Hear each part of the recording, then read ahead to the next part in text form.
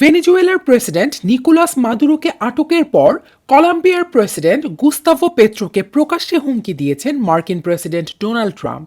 রোববার গভীর রাতে এয়ারফোর্স ওয়ানে সাংবাদিকদের সঙ্গে কথোপকথনে কলম্বিয়ার বিরুদ্ধে সম্ভাব্য সামরিক অভিযানের ইঙ্গিত দিয়েছেন মার্কিন প্রেসিডেন্ট। একই সঙ্গে কিউবার সরকারও শিগগিরই পতনের মুখে পড়তে পারে বলে মন্তব্য করেছেন তিনি। সাংবাদিকদের প্রশ্নের জবাবে মার্কিন প্রেসিডেন্ট ডোনাল্ড ট্রাম্প বলেছেন, ভেনেজুয়েলা খুবই অসুস্থ, কলম্বিয়াও অসুস্থ। একজন অসুস্থ মানুষের দ্বারা পরিচালিত যে কোকেন তৈরি করে যুক্তরাষ্ট্রে বিক্রি করতে পছন্দ করে, আর সে খুব বেশি দিন এটা করতে পারবে না। ট্রাম্পের এমন মন্তব্যের পর এক সাংবাদিক প্রশ্ন করেন যে এর অর্থ কি কলম্বিয়ার বিরুদ্ধেও যুক্তরাষ্ট্র সামরিক অভিযান চালাবে। এর জবাবে ট্রাম্প বলেছেন, আমার কাছে এটা ভালোই শোনাচ্ছে।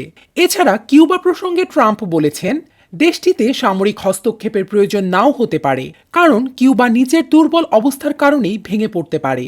ট্রাম্প বলেছেন, কিউবা এখন পতনের জন্য প্রস্তুত। দেশটির আর কোনো আয় নেই।